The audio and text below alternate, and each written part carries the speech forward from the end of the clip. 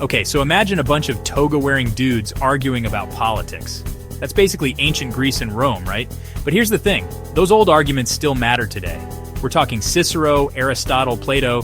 These guys were like the political rock stars of their time. They didn't have Twitter, but they had ideas. Big ideas about how to run a country, what makes a good leader, and why people even bother with government in the first place. Their ideas weren't always perfect, and they definitely wouldn't pass a modern-day ethics committee meeting. Slavery, anyone. But here's the thing. They were asking the big questions. Questions like, what's the best way to balance freedom and order? Or how do you prevent leaders from becoming power-hungry jerks? Sound familiar? These are still the questions we're grappling with today, which is why these dusty old philosophers are still worth listening to. So buckle up, because we're about to take a crash course in ancient political thought. Cicero, Roman dude, loved a good toga, and was really into this thing called a republic. He wasn't a fan of kings, thought people should have a say, like a democracy-ish kind of thing. Cicero believed in the power of the people, but not just any people. He thought citizens had a duty, a big one. This duty wasn't just about paying taxes and not jaywalking. Cicero believed in active citizenship, which meant participating in government, speaking your mind, respectfully in the forum, not on whatever Roman Twitter was, and holding leaders accountable. Basically, he thought being a citizen was a full-time job, and if you weren't pulling your weight, the whole system could crumble. No pressure, right? Next up, Aristotle.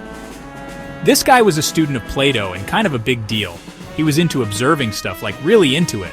He was like the original data nerd, but instead of spreadsheets, he had scrolls. Aristotle looked at all these different governments, good ones, bad ones, the ones that were just plain weird, and came up with a system for classifying them. He was like the original political scientist, breaking down governments into categories like you wouldn't believe. He said there were three main types: monarchy, rule by one; aristocracy, rule by the best, at least in theory; and something called polity, which was like a mixed system where everyone had a voice. But here's the twist. Aristotle thought all forms of government could go bad. Monarchy could become tyranny. Aristocracy could devolve into oligarchy, basically, rule by the rich and powerful. And even democracy could turn into mob rule if people weren't careful. His point, no system is perfect, and it's up to the people to stay vigilant and keep their government in check. Section 4, Plato and his super smart rulers. Last but not least, we've got Plato, the OG philosopher king enthusiast. This guy really, really loved wisdom. He even wrote a whole book about it called The Republic, which wasn't about a republic at all, but about his ideal society. Plato's big idea? Philosopher kings. He thought the best people to run a country weren't the richest, the strongest, or even the most popular. Nope. He wanted the smartest, most ethical, most enlightened folks in charge. Think of it like this. If your country was a ship, you wouldn't want the loudest, most boisterous passenger at the helm, would you? You'd want a skilled, experienced captain who knows how to navigate treacherous waters. That's basically what Plato was going for with his philosopher kings. Now, there were some, shall we say, logistical issues with this idea. Like, how do you find these super smart, benevolent rulers? And what happens if they turn out to be power-hungry jerks after all? But hey, you gotta give Plato points for aiming high. Plus, the idea of having leaders who are actually smart and ethical, still pretty appealing today. Section 5, ancient ideas, still kind of relevant. So, what do these ancient dudes have to do with us today? More than you might think. Sure, we've moved on from togas and chariots, although self-driving cars are kind of like chariots, right? But the fundamental questions these thinkers grappled with are still relevant today. We still debate the role of government, the rights and responsibilities of citizens, and the best way to structure a just and equitable society.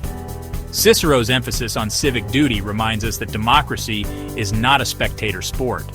Aristotle's classification of governments helps us understand the different forms government can take and the potential pitfalls of each.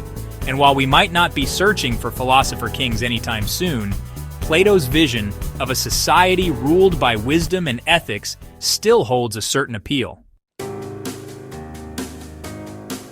Section 6, ancient dudes, surprisingly not irrelevant.